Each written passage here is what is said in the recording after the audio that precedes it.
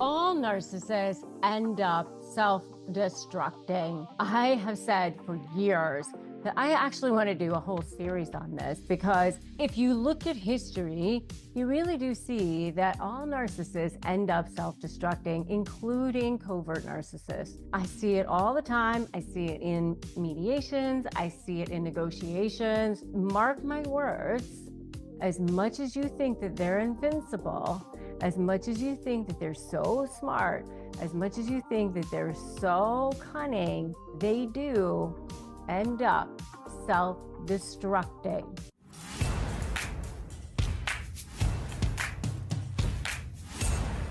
Hey, I'm Rebecca Zung, and I'm an attorney. I have been recognized as U.S. News as one of the best lawyers in America. And the reason why is because I have participated in hundreds of trials, literally thousands of negotiations along the way since I've been a lawyer for more than 20 years.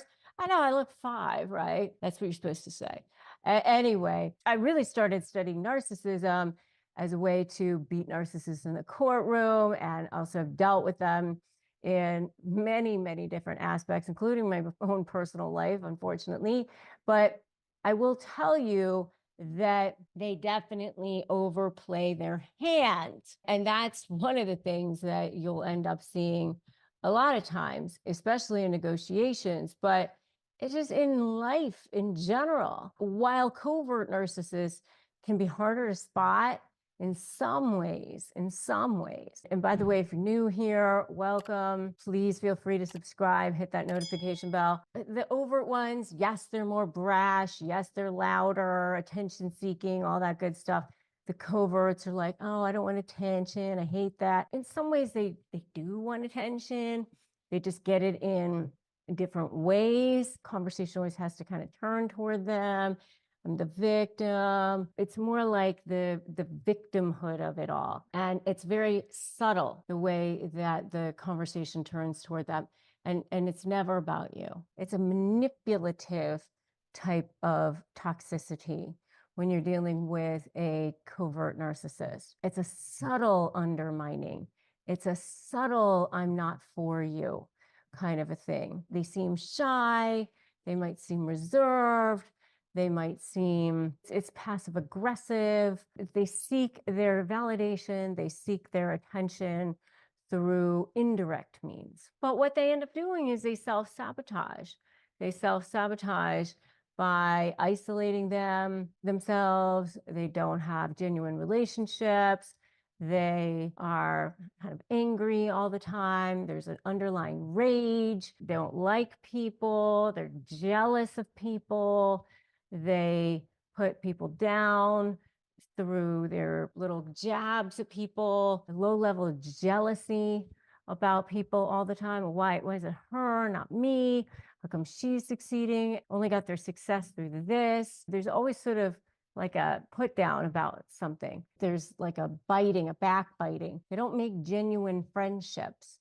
They kind of assume that people don't like them or they don't like people. So they don't really connect with people very well. They don't genuinely like in-laws. So if they're married, they don't like the mother-in-law. They don't like the father-in-law, the sisters, the brothers, that sort of thing. If their spouse had children before, they don't like the kids, because anybody who's going to be taking time away from them, they definitely don't like, so they don't like other people's friends. They distance themselves. They isolate themselves. They are constantly the victim. You know, everybody at work is stupid, that sort of thing. And they constantly live in fear of being exposed. They're very paranoid people. They don't trust people. They don't even trust their spouses. They don't want their spouses in their stuff. They don't want people touching their stuff. They're very distrustful about whether or not their spouse is going somewhere with somebody else. There's a lot of jealousy about that. And so they're very often very paranoid, very controlling about their spouses. They're accusatory about their spouses. They're constantly accusing their spouses of, maybe checking somebody out or checking out this other guy or this other girl or whatever it is. Their spouses are constantly feeling like they're under the radar about something. And so it just makes it like this environment of of mistrust all the time. And then they constantly play the victim. This person doesn't want to spend any time with me. They're only spending time with me because they have to. They guilt trip people. Oh, or they're like the martyr. Oh, yeah, I'm the one who has to do everything and nobody does anything for me. And the sacrifice, the one who does all the sacrificing. And so what happens is it kind of becomes a self-fulfilling prophecy that people don't want to spend time with them, or they don't want to be around them because of the way they interact with people. Like, who wants to be around somebody like that, right? Because they are sort of like angry or guilt trippy or not so fun to be around. There's always like an exchange with them. So like, there's not just a give. It's always like what are you going to give me for what I give you? There's like a tie to it. Like if you have a narcissistic mother, you can't just ask for something. There's like an exchange for it. There's going to be something in return for it. Like the price is too high. And if you guys are agreeing with me, put agree in the comments below. Let me know what you guys have seen when it comes to this with covert narcissists. When it comes to negotiating with them and the discard phase, this is where you see the mask whip off, because up until now, you've seen the sweet, I always call them the pearl grabbers. What, me? I would never do that. Oh, plausible deniability, clean hands. I'm just so concerned. I'm so concerned about Susie and her drinking. I'm just worried about her. I'm just worried. But when you see the discard phase, that's when you see the birth of the smear campaign. That's when they go into full on smearing, right? And that's when you see it all happen. And there's a lack of self-awareness when it comes to them. And so what happens is they constantly make the same mistakes over and over and over again. They might even apologize just to get what they want, just to smooth things over.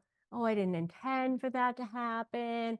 That wasn't my intent. How many times have you heard a covert narcissist say, that wasn't my intent? That's not an apology, by the way. It wasn't my intent. Instead of truly reflecting on their actions and changing their behavior. But then they'll just go ahead and not follow through on whatever it is that they're supposed to do next time. So then you'll see that there's not really a change. They have an inability to maintain authentic relationships. They can have like maybe some sort of a text relationship or something, but they just don't have the ability to maintain authentic relationships with people. And then there's this emotional volatility with them. While they have a calm exterior, very charming exterior, there's that underlying rage, that underlying resentment, that underlying jealousy, the constant jealousy, like right underneath that surface, that you can just see them lash right out at people. So, and that's why they'll end up overplaying their hand, because they just figure that the person that's in their life is just always going to be there. They're not very smart in some ways, and they end up self-sabotaging.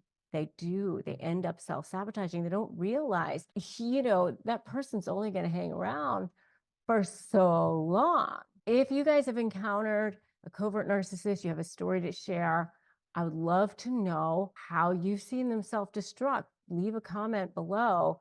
Your experiences definitely help others navigate similar situations. And remember to like this video, remember to share it.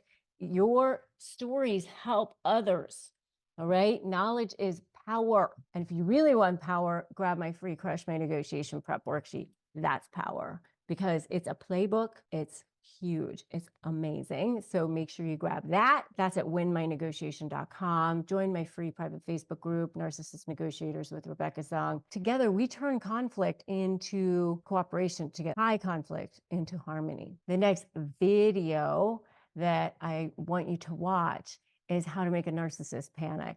Because if you really want to turn it all around, I want you to watch how to make a narcissist panic. So I will see you in that next video. And remember that today's a great day to start negotiating your best life. I'll see you there in that next video. Shopify helps millions sell billions around the world through their digital courses, through their digital products at the touch of a button on their smartphones, on social media, however they want, including me at shop.rebeccazung.com. You can access your store from all over the world, just the touch of a button from your smartphones. Start accepting payments. Everything you need to sell online, manage orders, and develop relationships in one place and look fabulous doing it. Shopify is the commerce platform that is revolutionizing millions of businesses worldwide, including my own, at shop.rebeccazung.com. So right now, what you need to do is sign up for a $1 a month trial period at shopify.com/bestlife, all lowercase. Go to shopify.com/bestlife